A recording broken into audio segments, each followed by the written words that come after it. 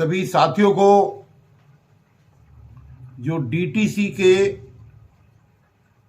और क्लस्टर बस के मार्शल्स हैं और अन्य 40 विभागों में जो काम करने वाले दिल्ली सिविल डिफेंस के सम्मानित भाई और बहनें हैं, उन सभी को मेरा नमस्कार।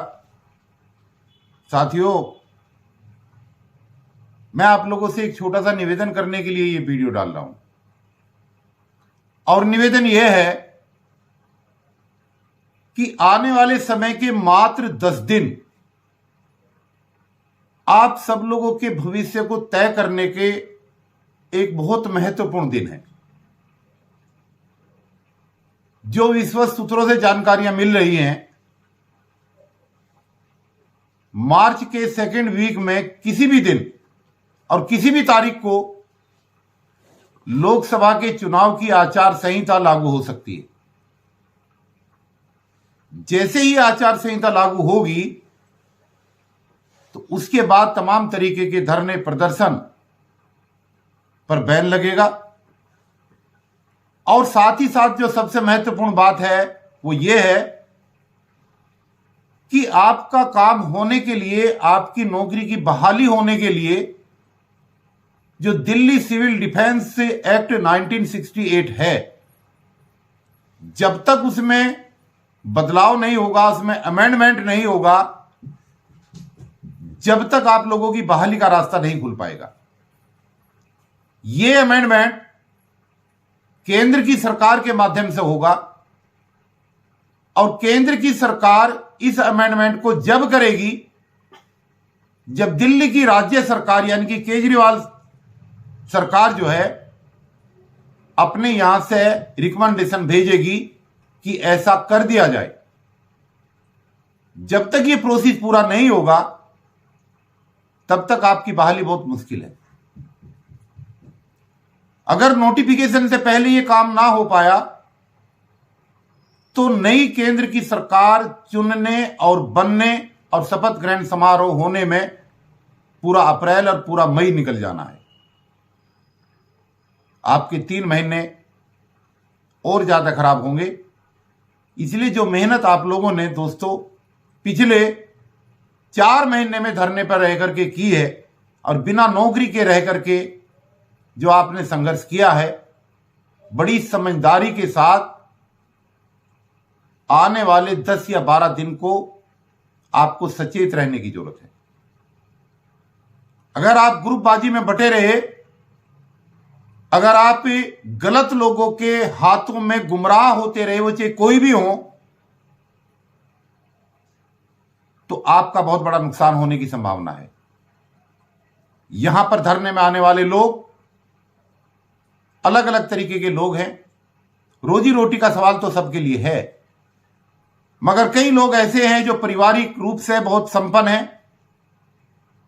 उनको 4 महीने नौकरी नहीं मिलेगी तो काम चल जाएगा। लेकिन कुछ गरीब लोग ऐसे हैं जो रोज कमाने वाले और रोज खाने वाले लोग हैं, जो किराए के मकानों में रहते हैं, जिनके बच्चों की फीस तक नहीं गई, जिनके घर में राशन तक नहीं है। ऐसे लोगों के लिए आने वाला समय बहुत क्रूशल है। आज मैं किसी की आलोचना करने के लिए यह वीडियो नहीं डाल रहा हूं, बल्कि तमाम सम्मानित साथियों से यह आग्रह करने के लिए वीडियो डाल रहा हूं कि अगर आप जो पिछले 1-1.5 महीने से चल रहा है, अगर आप ऐसे ही धड़ों में बटे रहे और ऐसे ही गुमराह होते रहे तो ये आपके भविष्य के लिए अच्छा नहीं होगा।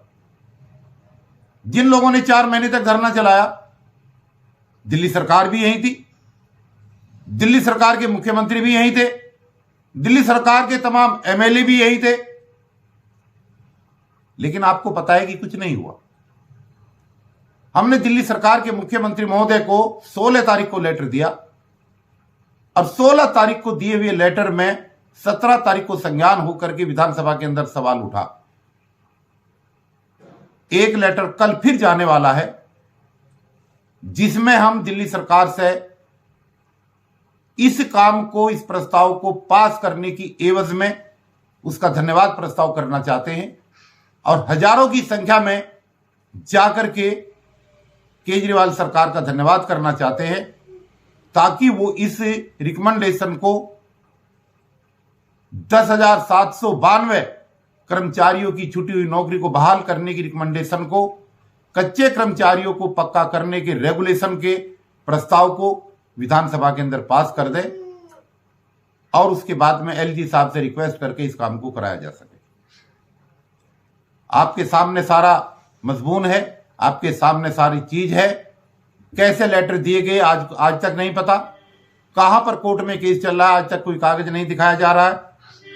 आज तक यह नहीं पता कि किस प्रतिवेदन को भेज करके रिक्वेस्ट की गई है, उसमें क्या पॉलिसी की मांग की गई है, क्या निवेदन किया गया है, क्या प्रेयर है। ये तमाम सवाल इस जनता के सामने हैं। इस जनता के सामने तमाम वो चीजें भी हैं जो यहां पर चल रही हैं, जिसकी वजह से लगातार धरने के लोगों की संख्या कम होती जा रही है। इसलिए मित्रों, ऐसा ना करें, कोई भी साथी ऐसा ना करे।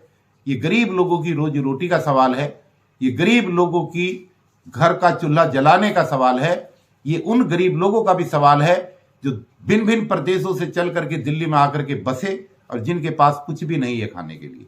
उनके जीवन को बर्बाद ना करें। इसलिए मेरा तमाम साथियों से यह हाथ जोड़ करके निवेदन है कि आप लोग इस 10 दिन के अंदर शालीनता का परिचय दें और किसी भी तरीके से, देखिए 2 तरीके होते हैं, या तो हमारे पास इतना तगड़ा संख्या बल हो कि हम सरकार को झुका सकें, और अगर ऐसा नहीं है, ये बात आपने पिछले 15 जनवरी को भी देखी क्या हाल हुआ और लगातार आप देख रहे हैं। अगर हमारे पास पर्याप्त आंदोलन करने के लिए संख्या बल नहीं है तो हमारा फर्ज बैठता है, हमें चाहे हाथ जोड़ने पड़े, चाहे पैर पकड़ने पड़े, चाहे लाइजनिंग करनी पड़े, किसी भी तरीके से दिल्ली सरकार के साथ तालमेल बैठा करके इस प्रस्ताव को विधानसभा से पास करवाएं। अभी भी रोजाना सुनने को मिलता है, आज केजरीवाल जी यहां आ रहे हैं, आज वहां आ रहे हैं, उनको घेरने चलो, उनके खिलाफ नारे लगाने चलो। अगर इस तरीके के कदम आप उठाएंगे तो निश्चित रूप से आपको लाभ होने की बजाय नुकसान होगा। और जो लोग ये कहते हैं कि मेरी आज केजरीवाल जी से बात हुई, मेरी कल केजरीवाल जी से बात हुई, ये सब ड्रामेबाज लोग हैं। इस बात को अच्छी तरीके से समझ ले। अगर ये लोग आम आदमी पार्टी के इतने बड़े शुभचिंतक हैं और इतने ये नियरेस्ट हैं तो 4 महीने में किसी भी काम को क्यों नहीं करा पाए? भाई 4 महीने का समय दिया ना जनता ने, इनकी अगुवाई में सारी चीजें हुई हैं, केजरीवाल जी भी यहीं थे, सब कुछ यहीं था, क्यों नहीं ये लाइजनिंग करा पाए? क्यों नहीं ये किसी को बुला पाए? क्यों ये किसी से बात नहीं कर पाए? ये आज सोचने का विषय है। आज मेरी आप लोगों से ये प्रार्थना है कि आप धड़ों में ना बटे, आप एकजुट हो जाए। आपकी एकता और एकता की शक्ति ही आपको निजात दिला सकती है। हमारे जैसे लोग आपको अपने प्रशासनिक अनुभव के आधार पर, अपने आंदोलन करने के 35 साल के अनुभव के आधार पर सिर्फ आपको रास्ता बता सकते हैं, लेकिन लड़ना आपको ही पड़ेगा और वो लड़ाई तभी पूर्ण होगी जब आप एकजुट होकर के अपनी एकता का परिचय देंगे।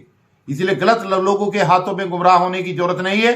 कुछ लोगों ने अपनी दुकानें चला रखी हैं और दुकानें चला करके कुछ लोगों ने, उनको सैलरी मिल रही या नहीं मिल रही, उस सैलरी मिलने वाले लोगों से भी ज्यादा बेहतर जीवन व्यतीत कर रहे हैं। ये चीज ठीक नहीं है। वो गरीबों का ध्यान रखें और गरीब लोगों को ये सोचना चाहिए कि ईमानदारी के साथ आपको किसी संगठन के माध्यम से जुड़ना चाहिए या फिर एक प्लेन पेपर पर मात्र साइन करने देने वाले लोगों को, जिनको न ज्ञान है, न बुद्धि है, न जानकारी है, क्या ऐसे लोगों के हाथों गुमराह होना? बुद्धि वही बांट सकता है, ज्ञान वही बांट सकता है जिसको खुद बुद्धि होगी, जिसको ज्ञान होगा। जिनको खुद बुद्धि नहीं है और ज्ञान नहीं है, वो लोग कभी किसी भी तरीके का आपको ज्ञान नहीं बांट सकते। अलग तरीके की अफवाहें रोजाना उड़ाई जा रही हैं। कभी किसी के बारे में कुछ कहा जा रहा है, कभी किसी के बारे में कुछ कहा जा रहा है। क्या मिलेगा इससे? अरे आपकी रोजी रोटी चल जाएगी, आपकी दुकान तो चल जाएगी, लेकिन ये 10,792 लोग जो आज बिना नौकरी के कगार पर बैठे हैं, भूखमरी के कगार पर हैं, इनके बच्चों के भविष्य का क्या होगा, इनके परिवार के भविष्य का क्या होगा, ये आज सोचने का विषय है। और विशेष रूप से सोचना उन कर्मचारियों को है जो आज नौकरी के लिए तरस रहे हैं। इसलिए मेरे प्यारे भाई और बहनों, आप लोग गुमराह होने से बचें और सही रास्ते पर चल करके किसी तरीके से दिल्ली सरकार से रेजुलेशन पास कराने के इस आंदोलन में पहले चरण में इसमें साथ दें और उसके अगले चरण में एलजी साहब जो दिल्ली के हैं उनके माध्यम से ही ये काम आपका होगा, और नहीं तो आपका भविष्य खराब हो जाएगा। आपसे मेरी गुजारिश है, एक बार पुनः अनुरोध कि आप लोग अपनी एकता का परिचय दें और इस गुटबंदी को बंद करें। बैनर में, धरने में, ग्रुपबाजी में कुछ नहीं रखा। आप लोगों की रोजी रोटी का सवाल है, शालीनता से काम लें। और मैं आपको उम्मीद दिला रहा हूं कि हमारे ग्रुप के या हमारे साथी कह लीजिएगा, हमारे बहुत 30 साल पुराने साथी, सीमापुरी से विधायक और पूर्व कैबिनेट मंत्री राजेंद्र पाल गौतम जी के माध्यम से प्रस्ताव, लिखित में प्रस्ताव विधानसभा के अंदर दिया हुआ है जिसके ऊपर चर्चा होनी है, और उन्होंने ही आवाज उठाई है, इसलिए उनके माध्यम से केस आगे बढ़ेगा। आपको गुमराह नहीं होना है। कोई भी कहे, कहीं का भी आदमी आगे कहे कि मुझे सरकार ने अधिकृत किया है, ऐसा बिल्कुल नहीं है। किसी ने भी सरकार को अधिकृत नहीं किया है। जो रिकॉर्ड है, रिकॉर्ड बोलता है, आपको पता लग जाएगा कि किसने वहां पर प्रस्ताव पास करने का ऑन रिकॉर्ड वहां पर नाम दिया है, किसके आधार पर प्रस्ताव पास होगा, किसने ये आवाज उठाई है, किसने सरकार की तरफ से आश्वासन दिया है, किसने हमारे 16 तारीख के प्रतिवेदन पर संज्ञान लेके मुख्यमंत्री जी ने किसको अधिकृत किया है। ये सारी चीजें ऑन रिकॉर्ड हैं और सारी आपके सामने आ जाएंगी। इसलिए गुमराह ना हो, किसी के बहकावे में ना आए, और अपनी दुकान चलाने वाले लोगों से के गलत भ्रमित करने वाले इन ड्रामों से बचे कि आज मेरी किसी से बात हुई है, किसी से बात नहीं हुई है, किसी की मुख्यमंत्री से बात नहीं हुई है। ये सब झूठे ड्रामे हैं। इन झूठे ड्रामेबाज लोगों से आप बचें और अपनी एकता का परिचय दें। इन्हीं शब्दों के साथ सभी को मेरा क्रांतिकारी जय भीम, जय भारत, जय संविधान।